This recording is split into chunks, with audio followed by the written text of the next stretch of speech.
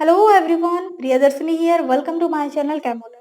So it is the second part of 2018 Sambalpur University MSc Entrance question answer discussion of chemistry. The first question is, which one of the following silicates involves the sharing of three oxygen atoms of SiO4 minus unit? And the options are seed silicate, pyrosilicate, linear chain silicate and three dimensional silicate. ये आपका inorganic chemistry के P block element से आया है. Silicate क्या है? Silicate में SiO4 minus units होते हैं और यहाँ पे सिलिकॉन का हाइब्रिडाइजेशन sp3 होता है. मतलब स्ट्रक्चर क्या होगा? टेट्राहेड्रल. और इसके अगर क्लासिफिकेशन देखें तो कई सारे सिलिकेट्स होते हैं जैसे कि orthosilicates, pyrosilicates, chain silicates, cyclic silicates, sheet silicates etcetera. Okay, orthosilicate में क्या सिर्फ एक SiO4 माइनस यूनिट होता है, आइसोलेटेड एनायन. तो इसका स्ट्रक्चर टेट्राहेड्रल होगा और एक ही बस यूनिट प्रेजेंट होगा. पायरोसिलिकेट में दो टेट्राहेड्रल यूनिट जॉइंट होंगे, एक ऑक्सीजन से बॉन्डेड होंगे. ओके, तो इसका स्ट्रक्चर यही होगा, दो यूनिट जॉइंट है यहाँ पे, दो टेट्राहेड्रल यूनिट. चेन सिलिकेट में अगर दो से ज्यादा कई सारे टेट्राहेड्रल यूनिट एक के बाद एक चेन की तरह जॉइंट होके रहेंगे तो उसको हम चेन सिलिकेट बोलेंगे, एक चेन स्ट्रक्चर. सिंगल चेन में क्या होगा? सिलिकॉन टू ऑक्सीजन रेशियो 1:3 रहेगा, लेकिन डबल चेन में सिलिकॉन टू ऑक्सीजन रेशियो 4:11 होगा. यहाँ पे जो डॉटेड है वो है सिलिकॉन इनको इंडिकेट कर रहा है और जो राउंडेड शेप है सर्किल वो ऑक्सीजन को इंडिकेट कर रहा है. साइक्लिक सिलिकेट में क्या होगा? तीन से ज्यादा टेट्राहेड्रल यूनिट साइक्लिकली जब कनेक्टेड होता है तो साइक्लिक सिलिकेट फॉर्म होता है. और यहाँ पे देखिए एक यूनिट से दो ऑक्सीजन एटम शेयर्ड हुआ है, दूसरे यूनिट के साथ दो ऑक्सीजन एटम शेयर्ड हुआ है. सीड सिलिकेट में अगर हम ये क्या है, सिर्फ डबल चेन सिलिकेट का एक्सटेंडेड फॉर्म है. ओके, डबल चेन सिलिकेट है ये. इसको अगर हम एक्सटेंड करते हैं तो सीड की तरह एक फैला हुआ होता है. तो यहाँ पे सीड सिलिकेट में क्या होता है? उसका general formula Si2O5 whole and 2N minus. यहाँ पे देखिए एक यूनिट से तीन ऑक्सीजन एटम शेयर हुआ है, दूसरे यूनिट के साथ शेयर किया गया है. एक SiO4 माइनस से तीन ऑक्सीजन एटम शेयर हुआ है. तो this option will be the right one, option a seed silicate. Seed silicate का तीन ऑक्सीजन एटम शेयर हुआ है. Next, the number of neutrons accompanying the formation of Xenon 54 139 and strontium 3894 from the absorption of a slow neutron by uranium 92 235 followed by nuclear fission each 1 2 3 4. तो ये आपका nuclear chemistry से आया हुआ है. Nuclear fission मतलब यहाँ पे कुछ एक बड़ा वाला एटम टूटता है. तो ये रिएक्शन देखिए, यूरेनियम को जब एक स्लो मूविंग न्यूट्रॉन पहले एब्जॉर्ब किया गया. न्यूट्रॉन का क्या होता है? मास 1 होता है और चार्ज तो 0 होता है, मतलब उसका 0 और 1 लिखेंगे. जब वो एब्जॉर्ब किया यूरेनियम इसको, तो यूरेनियम का वो जो 92 सेम रहा एटॉमिक नंबर, लेकिन मास 236 हो गया. जब इसका फिशन हुआ तो जेनन एंड स्ट्रोंसियम निकला, उसके साथ ही साथ कुछ न्यूट्रॉन निकला. तो कितना न्यूट्रॉन निकला उसको हम निकालना है. तो x का वैल्यू अगर हम निकाल दें तो मिल जाएगा हमें आंसर. तो यहाँ पे हम क्या करेंगे, LHS और RHS का जो मास है इसको हम कंपेयर करेंगे. LHS इक्वल टू RHS करके x का वैल्यू निकालेंगे. LHS में 235 प्लस 1 है, RHS में 139 प्लस 94 प्लस x है. तो x इक्वल टू 3 निकला. So option C will be the right answer. Then come to the next question number 13. If the bond length of CO bond in carbon monoxide is 1.128 angstrom, then what will be the value of CO bond length in FeCO whole 5? Options are 1.131, 1.128, 1.143, 1.118 angstrom. तो देखिए, जब FeCO whole 5 में एक synergic bond interaction होता है, किसके बीच? Fe and CO, और इसी की वजह से उसका बॉन्ड ऑर्डर, CO का बॉन्ड ऑर्डर डिक्रीज करता है. ओके, और बॉन्ड ऑर्डर जब डिक्रीज होता है तो बॉन्ड लेंथ इंक्रीज होगा, क्योंकि bond order is inversely proportional to bond length.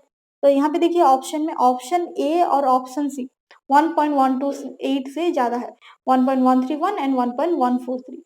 And I think option C will be the right answer.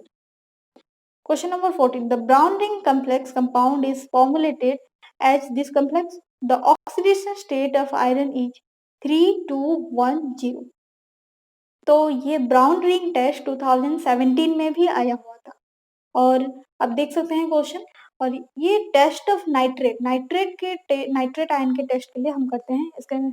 इसमें हम क्या करते हैं, पहले टेस्ट सॉल्यूशन लेते हैं, उसमें फेरस सल्फेट डालते हैं और उसके बाद फिर कंसंट्रेटेड H2SO4 धीरे से डालते हैं, तो एक ब्राउन कलर रिंग फॉर्मेशन होता है। ओके, देखिए ये ब्राउन कलर रिंग, और यहाँ पे एक जो कंपाउंड फॉर्मेशन हो रहा है FeH2O5NOSO4, इसमें आयरन का ऑक्सीडेशन स्टेट हमें निकालना है।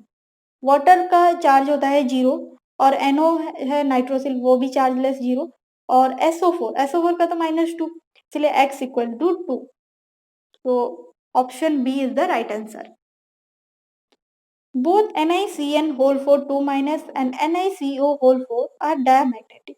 The hybridization of nickel in which complexes respectively are DsP2sp3, sp3dsp2, sp3sp3, and option D is DsP2 तो डायामैग्नेटिक दिया गया है, मतलब सारे इलेक्ट्रॉन पेयर्ड में होंगे। और देखिए यहाँ पे Cn एंड CO दिया गया है, ये दोनों क्या है, strong field ligand. Spectrochemical series में ये लोग राइट में रहते हैं। स्ट्रॉन्ग फील्ड लिगैंड मतलब ये इलेक्ट्रॉन का पेयरिंग करवा सकते हैं। NiCN4 में देखिए निकल का इलेक्ट्रॉनिक कन्फिग्रेशन होता है 3D8 4H2 और इसका ऑक्सीडेशन स्टेट है 2+, तो इसका होगा जो कन्फिग्रेशन 3D8। तो 3D8 का और Cn क्या है, एक स्ट्रॉन्ग फील्ड लिगैंड, इसीलिए ये पेयरिंग करवाएगा। 3D में जो दो अनपेयर्ड इलेक्ट्रॉन है इनका पेयरिंग करवाएगा, और one vacant 3D, one vacant 4s और दो वैकेंट 4p, इन चारों मिलके DsP2 हाइब्रिडाइजेशन करेंगे और Cn- देन इलेक्ट्रॉन डोनेट करके एक square planar NiCN2- complex form होगा। तो यहाँ पे हाइब्रिडाइजेशन क्या होगा, DsP2, निकल का हाइब्रिडाइजेशन DsP2। नेक्स्ट क्या दिया गया है, NiCO4। तो कार्बोनिल भी क्या है, कार्बोनिल एक न्यूट्रल लिगैंड है। तो यहाँ पे अगर देखते हैं निकल का electronic configuration 3D8 4H2 and यहाँ पे निकल 0 का सेम टू सेम रहेगा क्योंकि यहाँ पे कोई भी इलेक्ट्रॉन लॉस नहीं हुआ है। तो यहाँ पे देखिए ये जो है इलेक्ट्रॉनिक कन्फिग्रेशन, यहाँ पे पेयरिंग हो जाएगा, CO पेयरिंग करवाएगा 3D इलेक्ट्रॉन्स का, देन 4s से इलेक्ट्रॉन एक जो वैकेंट 3D रहेगा वहाँ पे ट्रांसफर हो जाएंगे, और फिर एक 4s एंड 3 4p ये चारों मिलके sp3 हाइब्रिडाइजेशन करेंगे। देन कार्बोनिल ग्रुप क्या करेगा, इलेक्ट्रॉन डोनेट करेगा एंड टेट्राहेड्रल NiCO4 फॉर्मेशन होगा कम्प्लेक्स। तो यहाँ पे हाइब्रिडाइजेशन हुआ sp3, तो DsP2 एंड sp3। तो ये किस ऑप्शन में है, देखिए ये फर्स्ट ऑप्शन में है, option number A will be the right answer. Okay, और ये आपका कोऑर्डिनेशन केमिस्ट्री से आया हुआ है। Next is the incorrect statement among the following is: the first ionization potential of aluminium is less than the first ionization potential of magnesium. Second is the first ionization potential of sodium is less than the first ionization potential of magnesium. Third is the second ionization potential of magnesium is greater than the second ionization potential of sodium. Fourth is the third ionization potential of magnesium is greater than the third ionization potential of sodium. यहाँ पे पूछा गया है ionisation potential, ये periodicity से आया हुआ है। आयनेशन पोटेंशियल मतलब जब एक न्यूट्रल गैसेस एटम से हम एक इलेक्ट्रॉन रिमूव करते हैं तो क्या है, न्यूक्लियस इलेक्ट्रॉन को अट्रैक्ट करके रखा हुआ होता है इलेक्ट्रोस्टैटिक फोर्स ऑफ अट्रैक्शन से। जब हम इलेक्ट्रॉन को रिमूव करेंगे तो उस एनर्जी को, वो फोर्स ऑफ अट्रैक्शन को ओवरकम करना पड़ेगा, इसलिए हम कुछ एनर्जी देते हैं, और उसी एनर्जी को, the amount of energy is required is known as ionisation potential और आयनेशन एनर्जी। और पीरियोडिक टेबल में इसका अगर ट्रेंड देखेंगे तो लेफ्ट टू साइड वो इंक्रीज करता है और डाउन द ग्रुप डिक्रीज करता है। जब एक इलेक्ट्रॉन रिमूव करते हैं तो वो क्या होगा, M+ होगा, मतलब वो पॉजिटिवली चार्ज होगा और वहां पे आयनेशन, फर्स्ट आयनेशन पोटेंशियल होते हैं। जब फिर से M+ से और एक इलेक्ट्रॉन रिमूव करेंगे तो उसको IP2 सेकेंड आयनेशन पोटेंशियल बोलेंगे। देन एक इलेक्ट्रॉन, जो थर्ड इलेक्ट्रॉन को रिमूव करेंगे तो IP3 थर्ड आयनेशन पोटेंशियल बोलेंगे। और आपको याद रखना है IP3 is greater than from IP2 is greater than from IP1। Okay, तो यहाँ पे जब ऐसे क्वेश्चंस दिया गया होता है तो हम उसमें एक ट्रिक अप्लाई करेंगे। क्या करेंगे, पहले हमको क्या करना है, इलेक्ट्रॉनिक कन्फिग्रेशन लिखना है। ओके, जो भी एटम दिया गया होगा उसका इलेक्ट्रॉनिक कन्फिग्रेशन लिखेंगे। जैसे before electron loss, and then after electron loss फिर से उसकी इलेक्ट्रॉनिक कन्फिग्रेशन लिखेंगे एंड दोनों को कंपेयर करेंगे, बिफोर एंड आफ्टर दोनों की इलेक्ट्रॉनिक कन्फिग्रेशन को कंपेयर करेंगे। जब अगर बिफोर इलेक्ट्रॉनिक कन्फिग्रेशन उसका इलेक्ट्रॉनिक कन्फिग्रेशन स्टेबल है इलेक्ट्रॉन लॉस, तो आयनेशन पोटेंशियल क्या होगा, हाई। लेकिन आफ्टर इलेक्ट्रॉन लॉस अगर स्टेबल है तो आयनेशन पोटेंशियल लो होगा, क्योंकि अगर यहाँ पे क्या है, अनस्टेबल से स्टेबल को हो रहा है, मतलब ये एक नेचुरल प्रोसेस है, तो यहाँ पे कम एनर्जी लगेगा। सोडियम का देखते हैं, सोडियम में पहले अगर उसका कन्फिग्रेशन 3s1 है, जब एक इलेक्ट्रॉन निकाल दें तो ये क्या हो रहा है 2s2 2p6, मतलब एक स्टेबल कन्फिग्रेशन, तो इसीलिए यहाँ पे IP1 लो होगा। देन अगर ये स्टेबल से अगर हम और एक इलेक्ट्रॉन निकालेंगे तो ऑब्वियसली इसका IP2 हाई होगा, क्योंकि स्टेबल से हम अनस्टेबल करवा रहे हैं, देन उसी के हिसाब से IP3 भी होगा। देन हम देखेंगे मैग्नीशियम।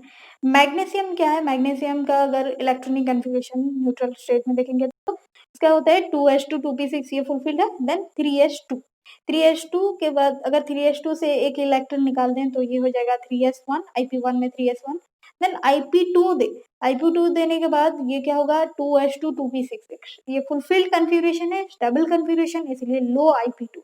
लेकिन स्टेबल से जब अनस्टेबल करवाएंगे, जबरदस्ती हम और एक इलेक्ट्रॉन निकालेंगे तो वो हाई आयनेशन पोटेंशियल होगा, IP3 हाई होगा। एल्यूमिनियम में वैसे ही 3p1 कन्फिग्रेशन होता है, तो 3p1 से एक इलेक्ट्रॉन हम आसानी से निकाल देते हैं, क्योंकि उसके बाद इसका स्टेबल 3s2 कन्फिग्रेशन होता है, तो IP1 of aluminium is low.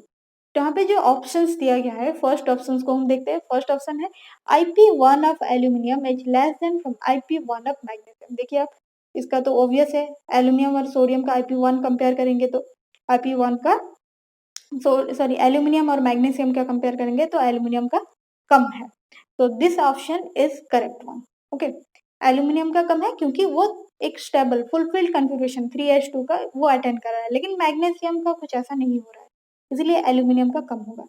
Second option IP1 of sodium is less than from IP1 of magnesium. ठीक है, सोडियम का IP1 और मैग्नीशियम का कंपेयर करेंगे तो वही सही है। थर्ड है IP2 of magnesium is greater than from IP2 of sodium. Magnesium का IP2 कंपेयर करते हैं, देखिए ये तो लो है और सोडियम का तो हाई है, क्योंकि वो स्टेबल से अनस्टेबल हो रहा है, तो ये हो गया incorrect. And fourth one is IP3 of magnesium is greater than from IP3 of sodium. Magnesium का तो हाई है एंड सोडियम का कम है, ये तो सही है, करेक्ट है। तो चारों को कंपेयर किए तो option C will be the answer. Among the following species, identify the isostructural pairs. Iso means same, structural मतलब isostructural means same structure रहेगा। तो फर्स्ट है N3H हाइड्राजोइक एसिड। अभी देखिए बीच में है नाइट्रोजन, ये नाइट्रोजन में 5 उसका वैलेंस इलेक्ट्रॉन 5 होता है, तो वो 3 बॉन्ड फॉर्मेशन में यूज करता है, और जो उसका जो लोन पेयर है उसको यहाँ पे एक नाइट्रोजन के साथ डेटिव बॉन्ड फॉर्मेशन करता है। इसीलिए अगर हम BSc थ्योरी को देखेंगे तो इसका स्ट्रक्चर क्या होगा, लीनियर। एंड देन है H3O+। Is hydronium ion. Hydronium ion में ऑक्सीजन का हाइब्रिडाइजेशन होता है sp3। ओके, और sp3 है इसलिए इसका ज्योमेट्री क्या होगा, टेट्राहेड्रल, लेकिन शेप पिरामिडल, क्योंकि यहाँ पे lone pair bond pair repulsion होता है।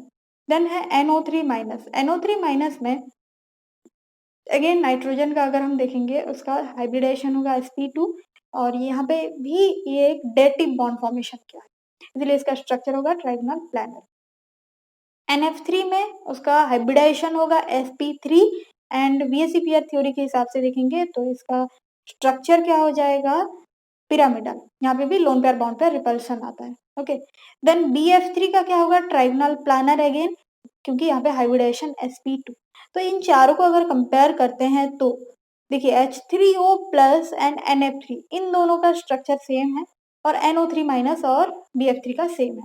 तो अगर ऑप्शंस में देखेंगे तो कौन सा सेम होगा, कौन सा ऑप्शन राइट होगा, ऑप्शन सी। ऑप्शन सी में देखिए H3O+ एंड NF3 है, and N3 sorry option C नहीं, ऑप्शन डी में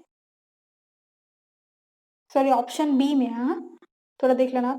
then the ion that is isoelectronic with COH। Isoelectronic मतलब नंबर ऑफ इलेक्ट्रॉन सेम रहना है, CO का देखिए 14 हो गया, Cn माइनस में देखिए कार्बन का 6 एंड नाइट्रोजन का 7, यहाँ पे एक इलेक्ट्रॉन ऐड किया गया है, इसीलिए इसका भी 14। और O2 माइनस, यहाँ पे भी एक इलेक्ट्रॉन ऐड किया गया है, इसीलिए इसका हो गया 17, 8 प्लस 8 प्लस 1 17।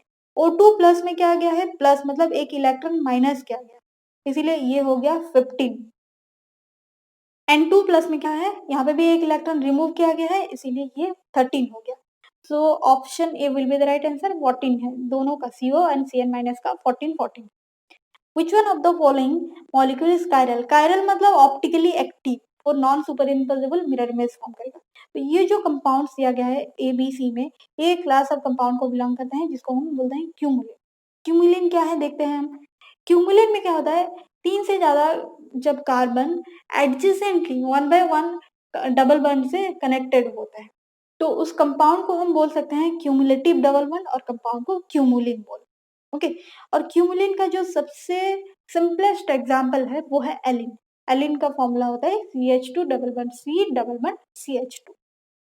तो यहाँ पे क्या होता है, जो फर्स्ट कार्बन होता है वो होता है sp2 हाइब्रिडाइज्ड, देन सेकेंड जो वो ओवरलैप होता है sp हाइब्रिडाइज्ड कार्बन के साथ, एंड देन sp2। तो sp2 sp जो कार्बन है इनका ये एक प्लेन में रहते हैं, और sp और sp2 ये एक प्लेन में रहते हैं। ओके, तो इन दोनों जो प्लेन है ये परपेंडिकुलर टू ईच अदर रहते हैं, तो दोनों सब्स्टिट्यूएंट्स जो जितने भी जुड़े होते हैं उन दोनों भी परपेंडिकुलरली रहते हैं, तो इसी के वजह से ये आइसोमरिज्म शो कर सकता है। अब कौन सा आइसोमरिज्म शो करता है वो हम आगे देखेंगे। तो इसको हम इस तरीके से भी रिप्रेजेंट कर सकते हैं, जो जो ये कुछ अलग टाइप के स्ट्रक्चर है इसको हम 3 डायमेंशनली ऐसे भी शो कर सकते हैं। ओके, ये दोनों क्या है, परपेंडिकुलरली प्रेजेंट है। लेकिन इसमें जब हम सब्स्टिट्यूएंट डालते हैं, सब्स्टिट्यूएंट अगर यहाँ पे देखिए, ये जो एग्जांपल है यहाँ पे ए एंड बी है, सेम सेम सब्स्टिट्यूएंट है, तो ये तो आइसोमेरिज्म शो नहीं कर सकता है ऑप्टिकल आइसोमेरिज्म, क्योंकि दोनों सेम है और ये आइसोमेरिज्म शो नहीं करेगा। लेकिन जब सब्स्टिट्यूएंट डिफरेंट होंगे तो यहाँ पे कोई भी सिमेट्री प्रेजेंट नहीं होगा और ये आइसोमेरिज्म शो करेगा। ओके, ऑप्टिकल आइसोमेरिज्म शो करेगा। तो जब सब्स्टिट्यूएंट डिफरेंट होंगे क्यूमुलिन में, तो हम बोल सकते हैं ये ऑप्टिकल आइसोमेरिज्म शो करेगा। इसको हम कुछ इस तरह से भी शो कर सकते हैं। ओके, तो अगर 2 से ज्यादा डबल बॉन्ड प्रेजेंट होगा तो क्या होगा। 2 से अगर ज्यादा डबल बॉन्ड है, यहाँ पे देखिए फर्स्ट कार्बन तो sp2 हाइब्रिडाइज्ड है, एंड देन जो है वो sp hybridized, and then next sp hybridized है। ओके, यहाँ पे sp2 लिखा हुआ है गलती से, लेकिन ये sp हाइब्रिडाइज्ड, एंड देन फिर sp2 टर्मिनल जो है वो sp2 हाइब्रिडाइज्ड, और बीच वाला जो sp, तो ये दोनों एक प्लेन में रह गए, देन sp एंड sp एक प्लेन में, एंड sp sp2 एक प्लेन में। तो अगर हम कंपेयर करते हैं, जो टर्मिनल कार्बन एंड उनके सब्स्टिट्यूएंट्स दोनों एक ही प्लेन में प्रेजेंट है। ओके, एक प्लेन में वो चारों सब्स्टिट्यूएंट प्रेजेंट है, तो यहाँ पे कोई भी यहाँ पे प्लेन ऑफ सिमेट्री प्रेजेंट है, इसीलिए ये ऑप्टिकल आइसोमेरिज्म शो नहीं करेगा, बल्कि ये क्या करेगा, ज्योमेट्रिकल आइसोमेरिज्म शो करेगा। ओके, इसको हम ऐसे भी रिप्रेजेंट कर सकते हैं। तो यहाँ पे हमें याद रखना है, जो क्यूमुलिन में अगर even number of double bond होता है 2 4 6 से, तो ये ऑप्टिकल आइसोमेरिज्म शो करेगा, डेक्स्ट्रो एंड लेफ्ट। लेकिन अगर उसमें और नंबर ऑफ डबल बॉन्ड्स होते हैं तो वो ज्योमेट्रिकल आइसोमेरिज्म शो करेगा, सिस एंड टॉस। लेकिन यहाँ पे सब्स्टिट्यूएंट्स अलग होना चाहिए, तभी वहाँ पे प्लेन ऑफ सिमेट्री एब्सेंट होगा। ओके, ऑप्शन डी में देखिए, ऑप्शन डी में जो कंपाउंड है उसके बारे में थोड़ा पढ़ते हैं। ऑप्शन डी में हम जो है वो है बाइफिनाइल्स। ओके, बाइफिनाइल्स मतलब बाई मतलब 2, पीएच मतलब वो जो फिनाइल रिंग, जब दो बेंजीन रिंग आपस में एक कार्बन कार्बन सिंगल बॉन्ड से कनेक्टेड होते हैं उसको हम बाइफिनाइल बोलते हैं। ओके, एंड यहाँ पे कार्बन कार्बन सिंगल बॉन्ड के through rotation, free rotation possible होता है। ये जो कंपाउंड है ये है बाइफिनाइल।